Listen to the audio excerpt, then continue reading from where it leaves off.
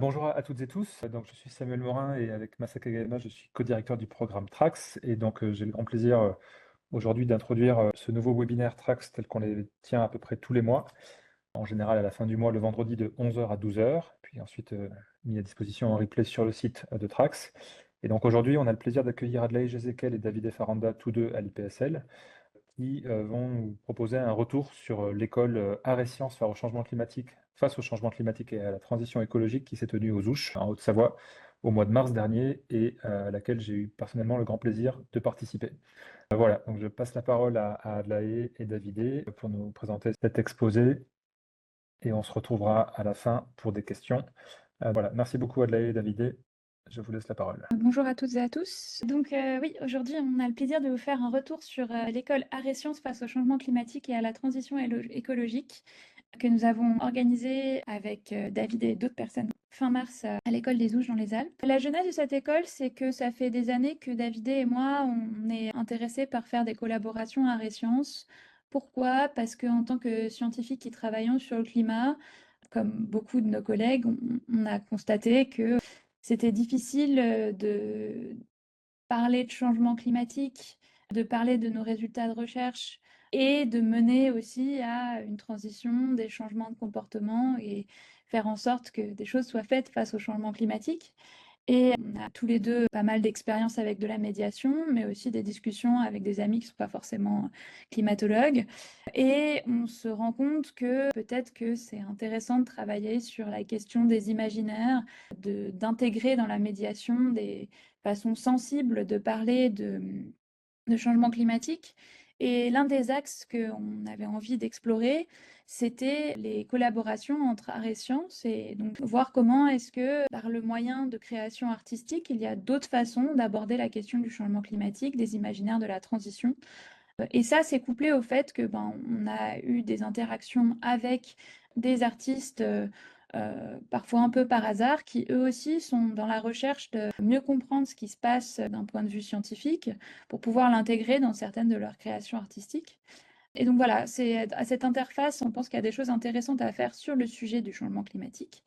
Et donc, on a lancé un projet qui s'appelle Contactaire et dont l'idée est de faire des rencontres bilatérales entre artistes et scientifiques et potentiellement de créer des sortes de projets, de binômes pour travailler sur ces imaginaires du changement climatique ou pour donner des exemples très concrets de ce qui peut se faire dans notre recherche, par exemple sur les points de bascule, mais raconter avec une focale différente, celle d'artistes. Et donc, on a répondu à un appel à projet d'un incubateur CNRS qui nous a aidés à nous accompagner pour mettre en forme ce projet. Mais la recherche de financement est assez complexe, donc c'était assez difficile pour nous de monter ce projet. Et donc, on s'est dit qu'une façon d'avancer sur ces questions à sciences, c'était de bâtir un événement qui soit transdisciplinaire, mais aussi hybride en termes d'artistes et scientifiques qui seraient dans cet événement. Et c'est quelque chose qui a été aussi couplé à une volonté qui venait de Bérengère Dubrul, qui est directrice de l'école des Ouches.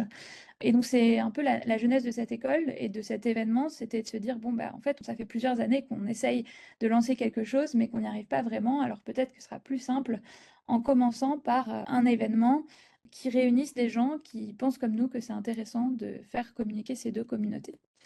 Euh, voilà. David, je te laisse présenter les Alors, Ouches. bonjour à toutes et à tous. C'est super de pouvoir faire cette restitution. Déjà, en fait, c'était justement le choix de la location et des données, mais c'est les Ouches qui est allé, en fait, c'est un lieu magique, hein. On est au pied du Mont Blanc. Et en fait, à l'époque, quand l'école était fondée, c'était un endroit plutôt isolé. Donc, l'objectif, c'était vraiment de mettre les scientifiques, les physiciens, parce que c'est quand même une école de physique, isolée du reste du monde pour pouvoir travailler un peu sur leurs questions de recherche. Et exceptionnel, se prête bien à l'école des sciences, déjà parce qu'on a ce contact avec la nature, l'humanité et l'environnement, mais aussi parce que on peut utiliser les espaces de façon créative. Donc, on avait plein d'espaces différents, des bibliothèques, l'extérieur, les salles de conf, il y a les salles de convivialité. Donc, l'infrastructure est idéale et en fait, on voit bien à chaque fois qu'on y va. Moi, j'ai eu la chance d'y aller 5 fois déjà, que cette magie s'opère, le fait de manger ensemble, le fait de se réveiller, prendre le petit déj ensemble, le fait d'être isolé, ça contribue vraiment à créer des discussions assez originales et aussi à faire avancer, dans ce cas, l'art et la science. Donc, on a eu la chance de pouvoir le faire aux Zouches et comme déjà Aglaé a dit, ça c'était aussi grâce à l'interaction privilégiée qu'on a avec Bérangère de Brul, qui est aussi à Saclay dans un laboratoire assez proche du LSE. Alors du coup, on n'organise pas une école comme ça sans financement et on a eu la chance de pouvoir se lancer dans répondre enfin, dans le fait d'organiser quelque chose aux Ouches en sachant que dans le programme TRAX et plus spécifiquement dans Extending, qui est le PC4 qui travaille sur les événements extrêmes dont je fais partie, il y avait un budget qui était mis de côté pour faire du art et sciences. Qui aurait pu être suffisant pour financer cette école, mais on ne voulait pas que ce soit que Trax qui finance, en partie parce qu'on voulait garder des sous pour les 8 ans de Trax. Et donc, on a réussi à faire un montage où on a récupéré des financements donc, de Trax, mais aussi d'un autre PEPR qui s'appelle TAS et qui, lui, est du coup sur les systèmes énergétiques et énergies renouvelables. La chaire massive que je co-préside, et donc qui est une des chaires de la Fondation ENS, a aussi contribué à l'organisation de l'événement en finançant une partie. Il y a la Fondation Carasso qui a aussi contribué et permis de payer les artistes qui sont intervenus ou qui ont proposé des ateliers dans cette école. Et puis l'IPSL a aussi contribué à cette école. Et donc, on a un financement multisource qui nous a permis à la fois de payer l'intégralité de l'hébergement et de la nourriture pour les participants, plus de pouvoir aussi financer une partie des déplacements et payer les artistes pour leurs interventions. Donc le comité d'organisation, donc c'était David et moi, et puis Camille Parot de l'IGE, qui travaille pour Trax, qui malheureusement n'a pas pu être à l'école des Ouches. Donc en fait, on a essayé de mettre que des photos des gens qui ont contribué à l'organisation, qui ont été prises pendant la semaine par Daniel Perronel de l'IPSL, mais Camille n'a pas pu venir. Donc c'est nous qui avons fait l'organisation logistique de cette école, et on faisait aussi partie d'un comité plus large, qui était un comité scientifique et artistique, avec aussi Bérangère Dubrul, qui avait déjà été présentée avant. Normalement, quand on organise des écoles d'été ou d'hiver scientifiques, on a un comité scientifique, mais cette fois-ci, le challenge, c'était que ce soit un comité scientifique et artistique. Et donc, on avait Elisabeth Bouchot, qui est directrice du théâtre de la Reine Blanche, Marco Echevarria, qui est artiste plasticien, Célia Gauthier, qui fait partie de l'association Expertise Climat, donc elle est plutôt du côté médiation, Jean-Marc Chomaz, qui est un artiste physicien, puisque ça fait très longtemps qu'il a fait du art et sciences, Farid Ayelem, qui est danseur chorégraphe, Charlotte Marielle, qui, elle, fait une thèse justement sur art et sciences au LISA, Béal et Frédéric Maillot, qui sont acteurs, auteurs, poètes, interprètes, qui font partie du collectif d'artistes Un euro ne fait pas le printemps.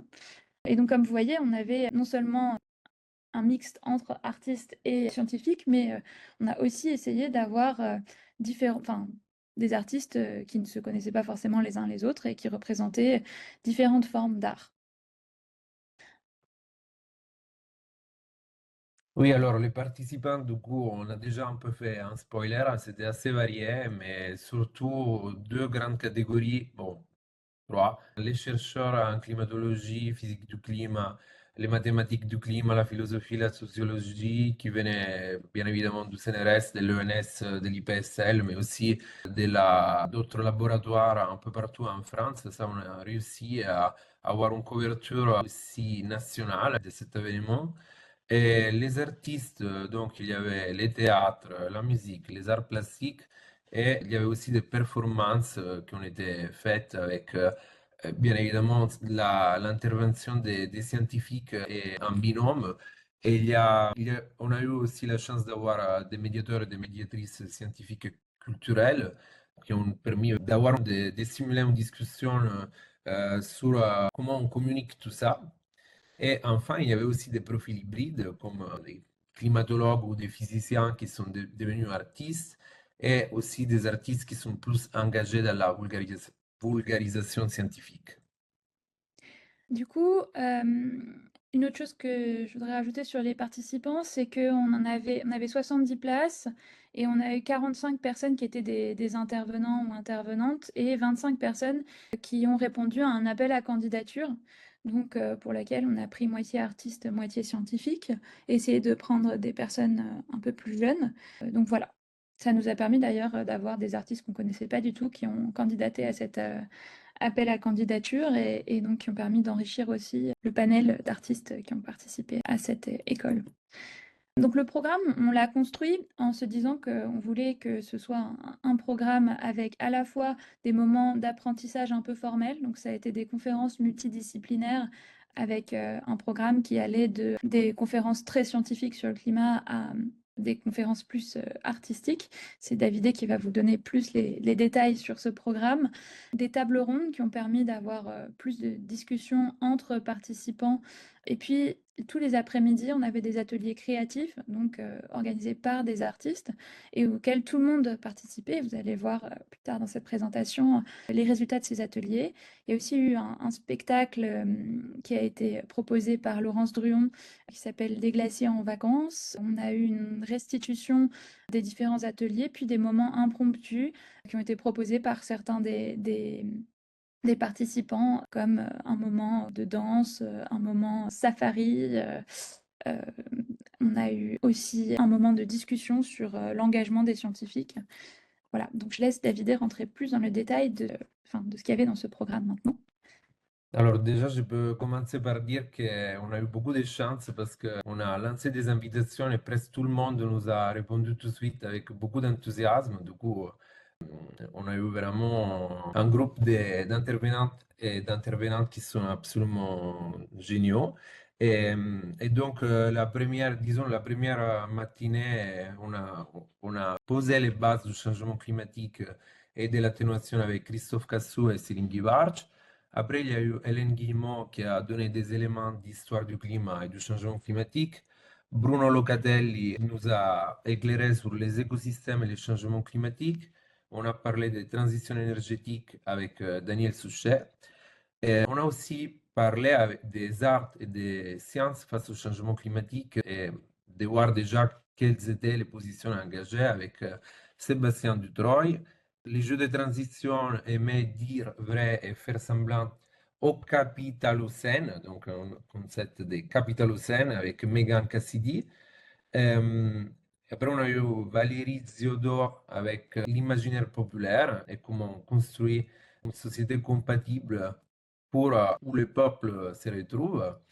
La gouvernance climatique entre sciences politiques et géopolitiques, donc ça c'était un cadre historique qui a fait des années 90 à aujourd'hui et c'était vraiment plus actuel que jamais avec tous les basculements qu'on voit par exemple aux États-Unis. Camille Bellman nous a parlé des émotions dans les sciences du climat. C'était super de les mettre aussi au centre de la discussion, vraiment les émotions et de réfléchir à ça.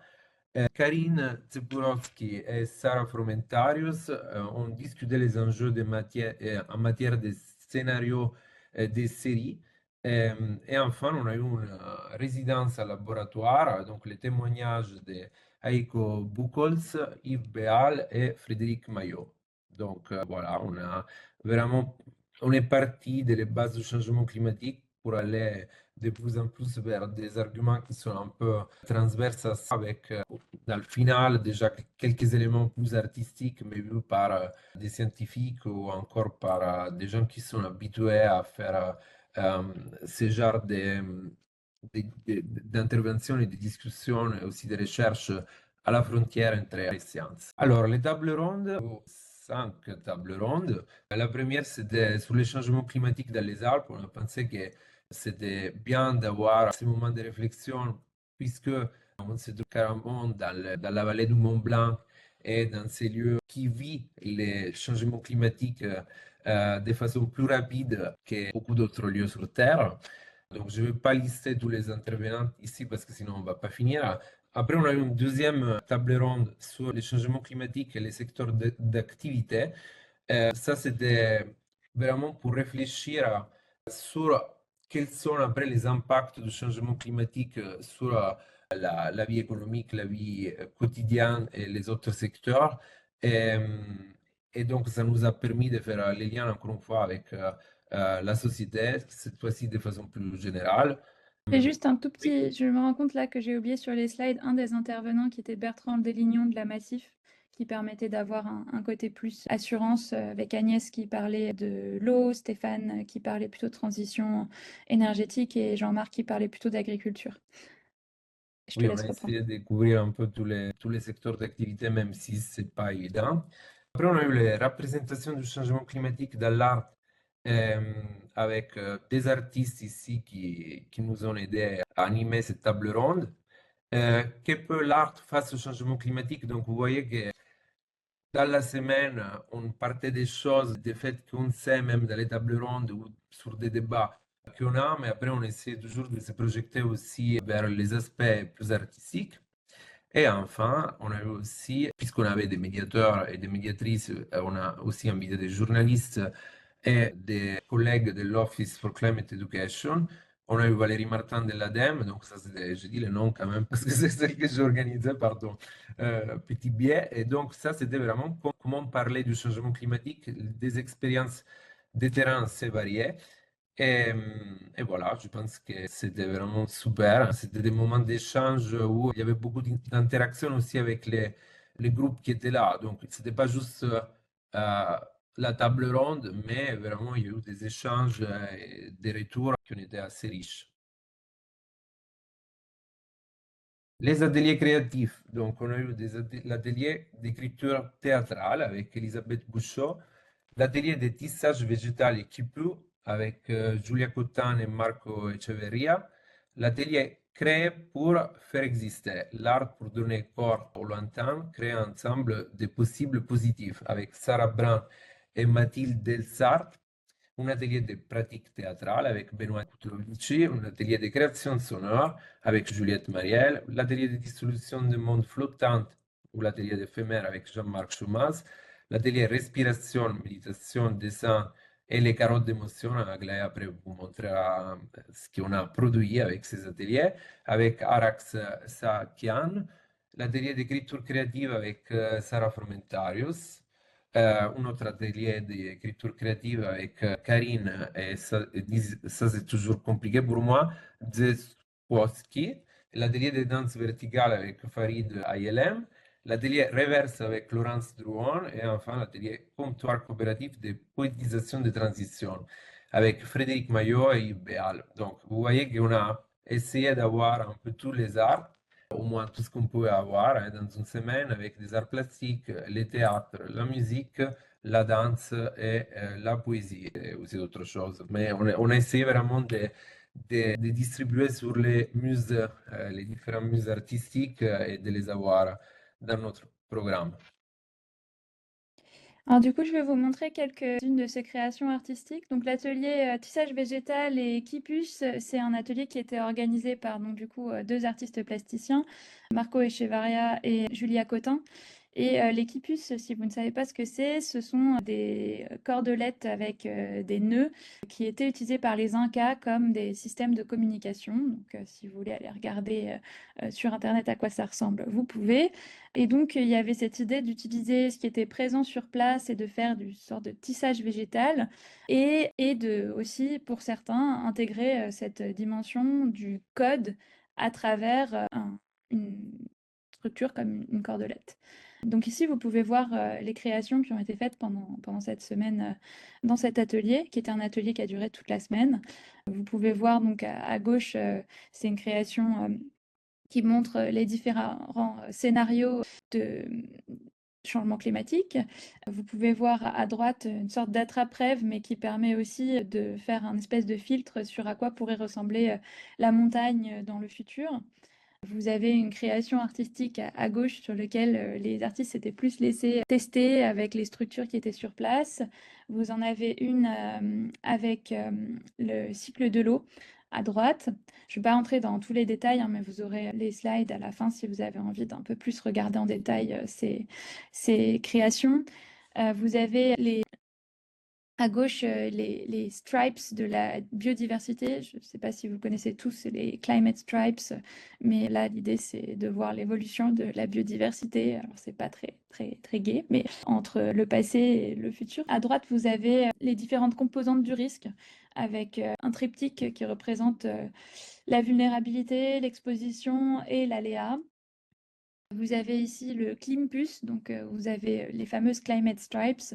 Donc vous avez le bleu à droite, donc les températures plus froides à droite qui vont vers des températures plus élevées vers la gauche.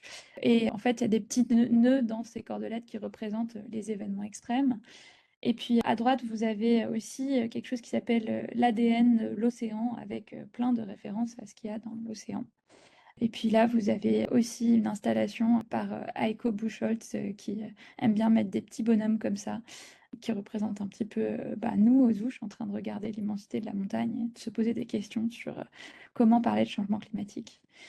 Ici, vous voyez les carottes d'émotion qui ont été dessinées par certains des participants. Vous voyez, ils sont allés se poser dans le cadre très agréable à côté des Ouches pour se poser sur leurs émotions. Il y a eu d'autres créations artistiques, mais j'ai pas. Enfin, j'ai fait une petite sélection aussi par rapport aux photos que j'avais disponibles. Ensuite, il y a une création sonore. Elle a été réalisée à partir d'enregistrements sur place pendant les Ouches. Et il y a un article qui est en cours d'écriture sur cette expérience. C'est une expérience sonore de 11 minutes 30. Donc, en fait, ce que je vous propose, c'est que à la fin du webinaire, on garde un petit peu de temps, enfin, pour celles et ceux qui veulent, juste pour écouter cette création sonore. Voilà, mais si là je la mets tout de suite, ça va prendre tout le temps sur les questions. Ensuite, vous avez les ateliers d'écriture. Donc, il y a eu l'écriture théâtrale avec Elisabeth Bouchot qui a aussi duré toute la semaine. Et donc, il y a un travail qui est toujours en cours pour finir d'écrire la pièce, si possible cette année. Puis, il y a eu l'écriture créative avec 2 scénaristes de séries télé. Donc, il y en a une qui était à partir de la série de votre choix, réfléchissons et créons ensemble les réécritures possibles pour y inclure les enjeux de la transition. Et puis un autre qui était comment peut naître une idée de série pendant 1h30 sous une forme de ludique. Cet atelier propose de se mettre dans la peau d'un créateur de série qui souhaite vendre à un diffuseur de fiction un projet autour de la transition écologique. Et puis il y a eu un comptoir coopératif de poétisation des transitions. Vous voyez qu'à droite, vous avez le plus long poème qui a été écrit pendant la semaine par Yves Béal à partir de contributions des participants de l'école. Vous voyez que c'est un très long poème et il y a eu une restitution avec une lecture de ce poème qui a été le dernier soir et des musiciens qui étaient sur place qui ont contribué à cette lecture avec de la musique. C'était un moment très émouvant. Je vous propose que là, on regarde une vidéo qui a été faite par Daniel Perronel sur l'école des Ouches.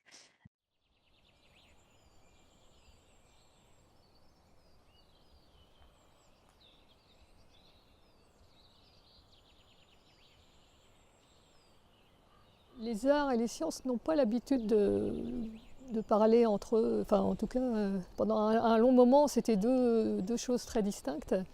Pour qu'elles puissent se parler, il faut un endroit spécial pour qu'une espèce de magie s'opère, pour que les artistes aient envie de parler à autre chose que des artistes et les scientifiques aient envie de parler à autre chose que des scientifiques.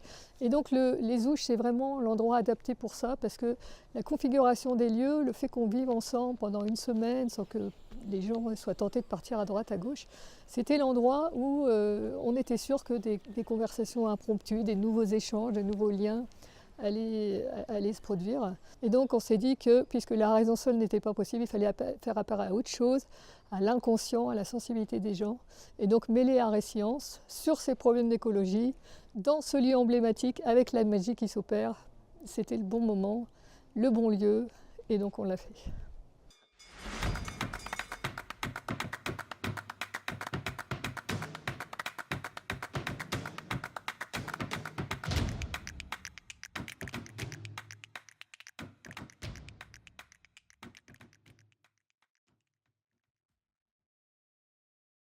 Donc, l'idée de cette école, elle est venue du fait que ça fait quelques années que je travaille un petit peu, de plus en plus avec des artistes pour réfléchir à d'autres façons de parler de changement climatique, mais aussi pour... l'idée n'est pas juste que les artistes viennent nous apporter ce qui nous manque pour mieux communiquer, mais vraiment d'être en co-construction, en discussion, de répondre à leurs questions, parce qu'eux aussi sont très curieux de qu'est-ce qu'on a à dire du côté des scientifiques sur, par exemple, le changement climatique. En fait, on a plusieurs fois discuté du besoin d'exprimer par d'autres choses que les discours scientifiques l'urgence, mais aussi l'imaginaire sur la transition écologique. Et le montage n'était pas vraiment facile parce qu'il faut faire communiquer deux communautés assez différentes, les communautés des climatologues, les communautés d'artistes. Et en fait, il y a tout ce qu'il y a au milieu entre art et sciences du climat, donc les aspects d'épistémologie, les aspects d'histoire du climat, les aspects de sociologie, les aspects de psychologie. L'idée, c'était d'avoir une semaine pour présenter ce matériel-là à des chercheurs. Et le but, c'était de réfléchir à la notion de point de basculement, d'un point de vue scientifique, mais aussi d'un point de vue physiologique. Grâce à ces outils, on peut changer le plan du corps. Et ça crée des états de corps, en fait, ces changements de plan. Il y a la peur, c'est la peur de tomber, la peur du matériel, la peur de la chute, la peur de la hauteur, même si on est à très faible hauteur. Il y a l'euphorie d'être en capacité physique de produire des choses qu'on ne jugeait pas capable de faire. Pareil dans l'apprentissage, quand je dis regarde en haut alors qu'on a la tête en bas, est-ce que c'est je regarde en haut en levant la tête pour regarder le sol en fait, ou je regarde en haut en regardant mes pieds et du coup c'est le ciel. Les retours que j'en ai eus, c'est assez ludique, assez amusant et de manière empirique, chacun et chacune ont réussi à se mettre en situation pour comprendre ces changements de plan et peut-être les utiliser plus tard comme exemple ou comme moyen métaphorique ou poétique d'en parler dans la recherche.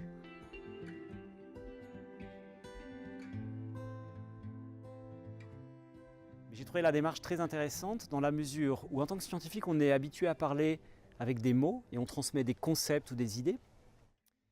Et là, on travaillait avec notre corps, la communication passait par notre corps et nous avions un message à transmettre et on s'est rendu compte que le public avait compris le message. Mais le message n'était pas sur des idées ou des concepts, c'était plutôt sur des émotions. Ces émotions ont été transmises. Et on a réalisé qu'il y avait vraiment une communication, une forme de communication qui était complémentaire à la communication qu'on utilise habituellement avec des mots.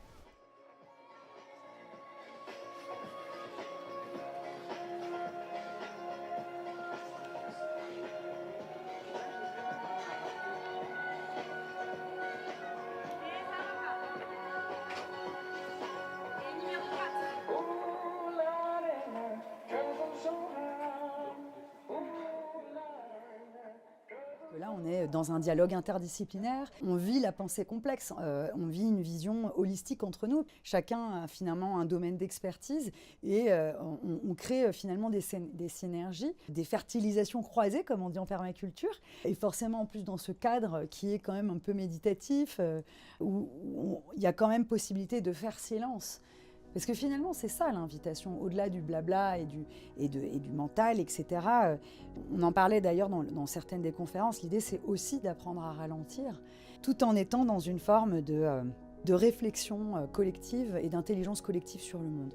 Et on a tout intérêt effectivement à travailler de pair avec les scientifiques pour rendre des faits tangibles, crédibles. C'est pas pour rien que dans science-fiction, il y a quand même le mot science. Toute prise de parole dans un espace public est un récit, est une mise en récit.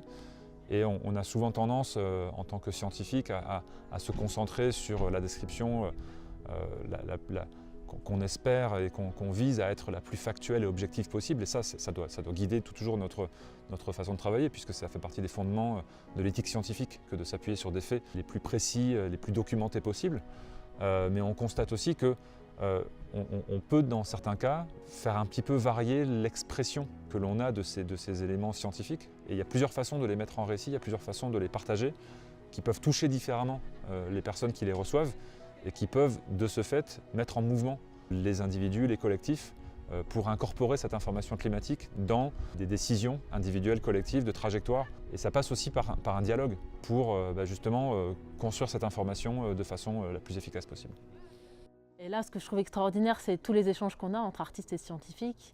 Et on verra sur quoi ça débouche. Et finalement, ce n'était pas mon attente, ça débouche obligatoirement sur quelque chose, mais c'est au moins une ouverture d'esprit, une façon différente de voir les choses et puis de se poser d'autres questions.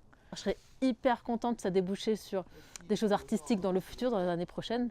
Mais rien que vivre ça, c'était déjà tellement enrichissant que c'est déjà une réussite en elle-même.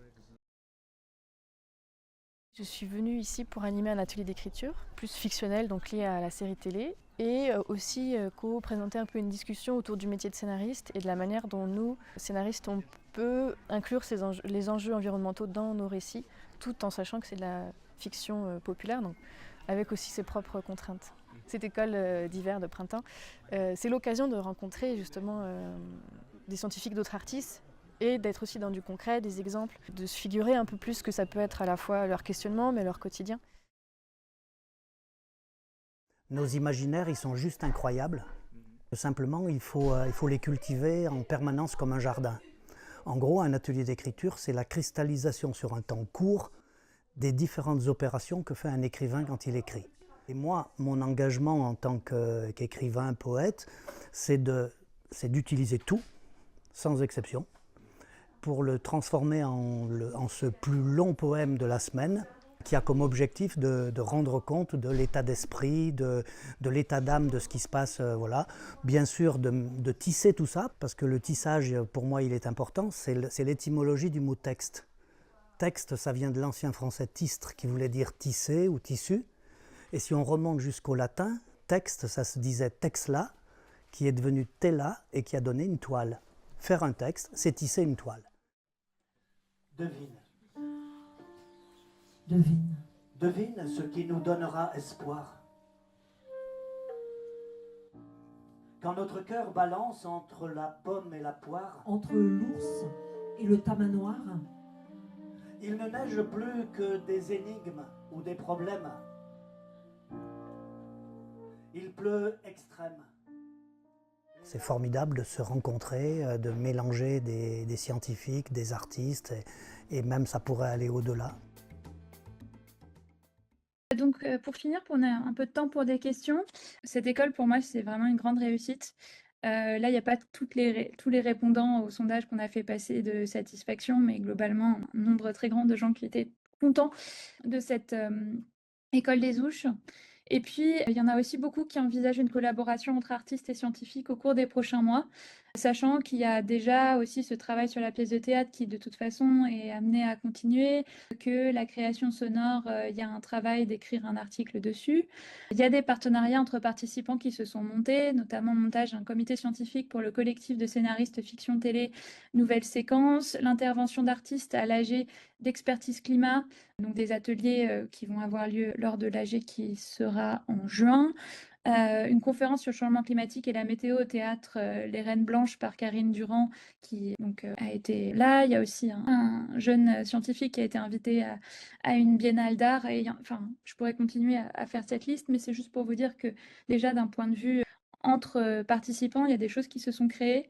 Une autre chose qui m'a beaucoup touchée, c'est à quel point à la fin de cette école, tout le monde était vraiment content. J'ai eu un nombre de gens qui sont venus me dire merci de l'avoir organisé et une sincérité dans les merci qui m'a beaucoup touchée. Je pense que c'est pareil pour Davidé. On a reçu plein de mails de remerciements après aussi et une envie d'avoir une deuxième, troisième, quatrième édition. Donc ça, c'est en cours de discussion.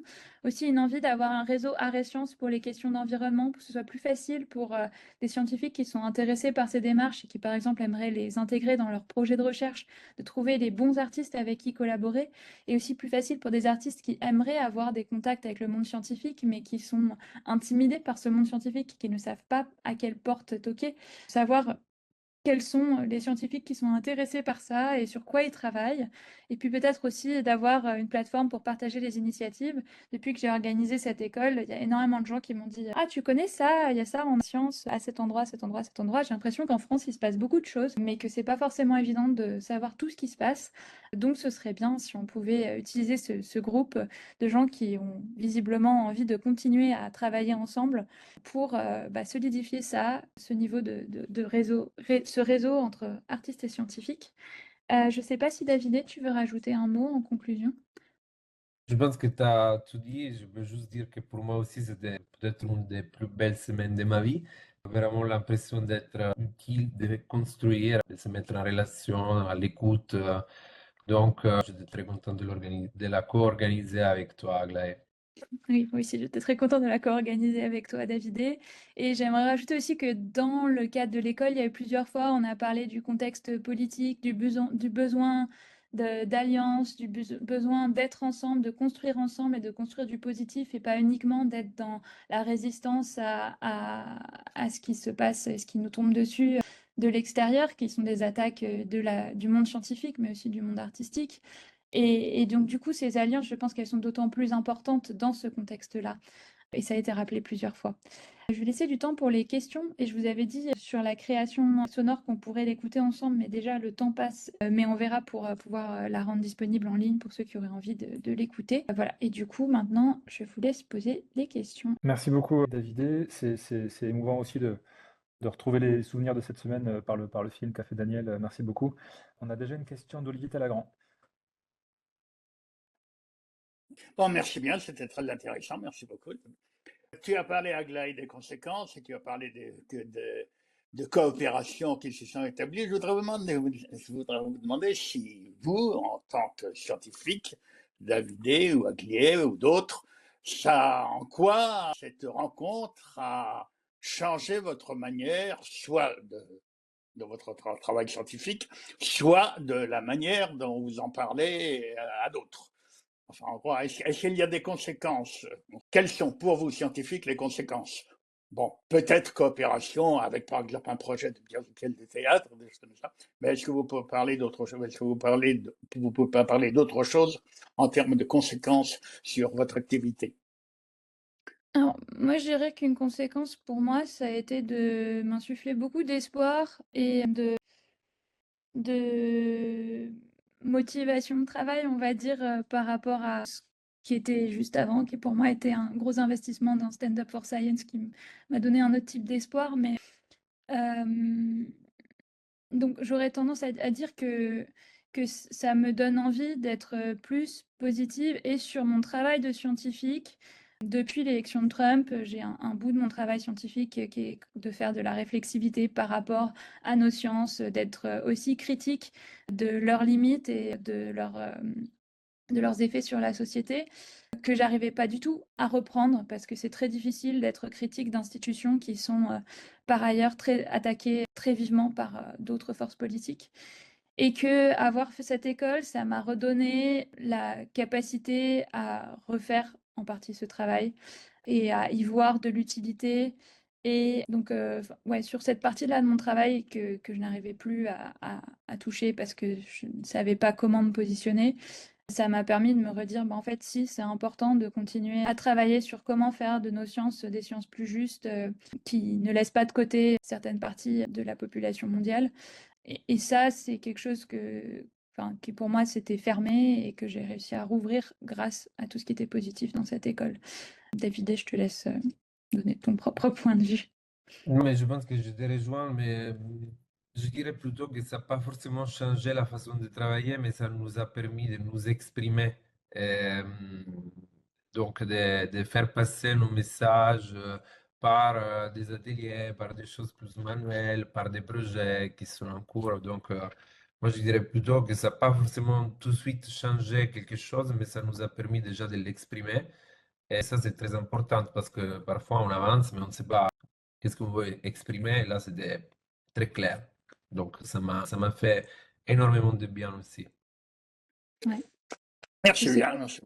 Peut-être un petit complément en attendant qu'une autre question soit posée, puisque j'ai aussi participé à cette semaine-là. Ce que je voulais témoigner aussi, c'est du fait que ces réflexions dont Adelaide et David ont parlé sur les enjeux de communication, les enjeux de médiation, les enjeux d'interaction avec d'autres disciplines, y compris artistiques, en fait, elles sont souvent vécues assez individuellement par les chercheurs, par différentes collaborations. Et là, cette semaine-là, on a pu réaliser à quel point celles et ceux d'entre nous qui sont intéressés par ces sujets-là ne sont pas seuls, en fait. Et donc de pouvoir échanger aussi entre nous et avec des artistes, bien sûr, de façon plus collective, c'était très enrichissant vis-à-vis de l'isolement qu'on peut parfois ressentir quand on s'intéresse à ces questions et qu'on les vit de façon plus individuelle. Donc il y avait aussi ce côté renforcement et encouragement qui j'espère, fera tache d'huile et pourra continuer d'agréger d'autres collègues à l'avenir sur le fait que voilà, c'est une façon de penser nos relations à la société dans lesquelles on est moins seul que l'on ne pense. Il y avait Nada, Ko et ensuite Massa comme question. Bonjour. Déjà bravo, c'est super, ça donnait envie. Je suis jalouse. Donc bravo, super, franchement, super initiative.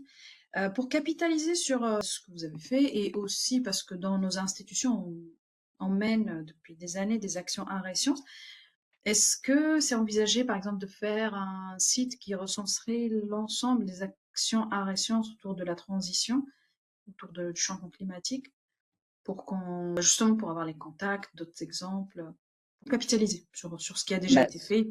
Ouais, ce serait bien que ça existe. Ça fait partie des idées qui sont sorties de l'école. On va se faire une petite réunion avec les gens intéressés. D'ailleurs, si certains parmi vous sont intéressés pour rejoindre le groupe de travail de la suite et n'ont pas été à l'école des Ouches, n'hésitez pas à m'envoyer un petit mail pour que je vous mette dans la boucle. Mais oui, ça fait partie des choses qu'on aimerait bien qui se construisent suite à cette école. Mais après, il faut qu'on trouve le comment, qui, et quelque part, le financement, c'est pas forcément ce qui m'inquiète le plus parce qu'en fait, on a réussi à en trouver pour cette école et on en a encore un peu. Mais ouais, comment faire ça bien d'un point de vue administratif, sachant qu'on n'a pas forcément toute l'expérience sur ça. Comme il y a plusieurs organismes, ouais, trouver peut-être, je sais pas quel est le dénominateur commun, est-ce que c'est le CNRS? Donc de faire héberger ça sur les... Enfin, Bah, je ne sais pas, à discuter, bref. Mais en tout cas, ce On serait chouette rentre d'avoir quelque part... dans les problèmes de tutelle. Donc voilà, peut-être c'est aussi pour ça que c'est. Je sais pas, mais Aglaé et moi, on pensait plutôt l'IPSL, justement, avec tout Ah oui, l'investissement. ok. Ah bah, tant mieux. Bah, si les PSL peut porter. En tout cas, oui, il faut que ce soit quelque chose de pérenne parce qu'on pourrait prendre un site sur un hébergeur lambda et puis après, le jour où il n'y a plus de financement, le site y ferme et je monopolise pas la discussion. Merci en tout cas. Ouais. Merci. Massa, tu avais levé la main. Moi, j'avais envie de poser la même question qu'Olivier, mais aux artistes, je ne sais pas s'il y en a là dans l'auditoire, mais est-ce que finalement de vous rencontrer, ça a changé leur pratique? Et puis, est-ce que ces œuvres-là, elles ont vocation à être pérennes, ou est-ce que c'est plus la démarche qui a été importante? Alors, je sais pas s'il y a des artistes qui sont là aujourd'hui. Si oui, faites signe. Sinon, je peux un peu résumer ce qui sort des interactions. Je pense que ça dépend des artistes, mais il y en a plusieurs qui nous ont dit que ça leur avait permis aussi de penser, pour le coup, de repenser sur leur propre travail, d'avoir des idées de nouvelles créations artistiques ou de nouveaux types d'ateliers, d'interactions entre artistes et entre scientifiques. Ça, j'ai eu plusieurs retours là-dessus. Là. Par certains côtés, je pense que ça a peut-être été, enfin, si je dois parler en termes d'utilité pour l'impact sur le travail lui-même, je pense que c'était plus utile pour les artistes que pour les scientifiques. Après, sur la partie émotionnelle et sur la partie, ouais, je pense que c'était très utile aussi pour les scientifiques aussi, mais ça aura peut-être moins d'impact sur leur travail quotidien de scientifiques.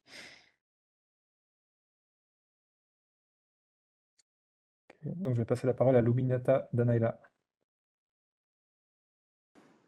Oui, bonjour, merci beaucoup pour votre présentation. Vous avez mentionné à un moment donné la présence ou l'éventuelle présence de la sociologie, psychologie. Donc ma question porte sur la psychologie. Est-ce que ça serait intéressant de regarder les mécanismes qui feraient un lien entre les scientifiques qui étudient les aspects fondamentaux du changement climatique ici, mais d'autres aspects aussi? Et ici, c'était les arts, donc c'est une forme d'expression, mais aussi la façon dont ces mécanismes se répercuteraient sur d'autres parts des populations, donc qui ne sont pas forcément scientifiques ni artistes. Donc c'était peut-être ça le but, je ne sais pas, mais vous avez mentionné des psychologues. Ouais, en fait, il n'y avait pas de psychologue dans cette école, on avait des sociologues, politistes, historiens. Donc on n'a pas vraiment, enfin la partie, comment dire, la partie sciences cognitives n'était pas vraiment couverte dans cette école. Ça ne veut pas dire que ça pourrait pas être intéressant pour des futures écoles d'en avoir, mais en fait c'est aussi des gens qui sont un peu moins dans notre réseau. Par contre, si c'est quelque chose qui vous intéresse, l'association Expertise Climat fait ce travail de mettre en lien avec des gens qui travaillent plus en sciences cognitives sur la question de la perception du changement climatique et de l'action vis-à-vis du changement climatique. Je ne sais pas quel va être le programme exactement de leur AG qui sera mi-juin, mais vous pouvez regarder ce que fait Expertise Climat là-dessus. D'accord, merci beaucoup. Et merci pour votre présentation. Merci. Très bien. Bah, écoutez, merci encore beaucoup à David, à la fois pour l'organisation de l'événement, pour le lien qui a été fait justement largement, et au niveau de Trax, on a essayé de relayer au maximum, et puis comme tu disais, un appui notamment via le PC4 Extending. Donc tout ça, c'est extrêmement satisfaisant et motivant pour la suite. Pour la suite des webinaires Trax et les différents rendez-vous, je vais passer la parole à Massa, et puis ensuite on va conclure. Oui, donc normalement, vous voyez afficher les prochains rendez-vous Trax. Donc le webinaire de juin sera donné par Philippe Drobinski du LMD sur le changement climatique et la résilience du système électrique français. Et puis, nous nous retrouverons pour des webinaires en septembre, après la pause estivale, avec un webinaire d'Aurore Voldoir du CNRM sur modèles climatiques, comment les améliorer, point d'interrogation. Et on en profite pour faire un petit coup de pub sur l'assemblée finale du projet européen ESM 2025, 2025, du 7 au 9 octobre 2025. Et je vous remercie encore pour le webinaire et la participation. Et puis l'école qui semble avoir été vraiment très chouette. Donc j'espère qu'il y aura une suite. Voilà, voilà. Merci encore, et bonne continuation, et à bientôt.